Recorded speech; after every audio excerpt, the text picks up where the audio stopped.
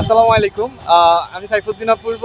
আজকে চলে আসলাম ঢাকা ইউনিভার্সিটির সামনে, যেখান থেকে একটা সময় বাংলাদেশ আওয়ামী ছাত্রলীগ তারা ভাষা আন্দোলন থেকে শুরু করে আহ, মুক্তিযুদ্ধ নেতৃত্ব দিয়েছে, এই দেশটাকে স্বাধীন করেছে এই ঢাকা ইউনিভার্সিটির স্টুডেন্টরা। আজকে সেই ইউনিভার্সিটিতে ছাত্রলীগ বিতাড়িত, ছাত্রলীগ নেই। তো ইনশাআল্লাহ ক্ষমতার হাত বদল হবে, কিন্তু এই রাজাকার এবার নিশ্চিহ্ন করা হবে ইনশাআল্লাহ। তো আজকে যেই নোংরামি তারা করছে, আজকে ছাত্রলীগ যারা করছে তাদের পরীক্ষা থেকে, হল থেকে ধরে নিয়ে তাদেরকে জেলে ঢুকাই দিচ্ছে, তাদেরকে পিটিয়ে মেরে ফেলা হচ্ছে। তো যাই হোক, এই সন্ত্রাসীদেরকেও আমরা চিহ্নিত করে রাখছি। ইনশাআল্লাহ অচিরেই ডাক চলে আসবে এবং ন্যায়ের পক্ষে সংগ্রাম শুরু হয়ে যাবে ইনশাআল্লাহ। আমরা মনে রাখতে হবে, বঙ্গবন্ধু সৈনিকরা বেঁচে আছি যতদিন, সংগ্রাম চলবে ততদিন। মনে রাখতে হবে, আমার নেতা বঙ্গবন্ধু এদেশের মানুষের জন্য তার যৌবন কারাগারে কাটিয়েছে।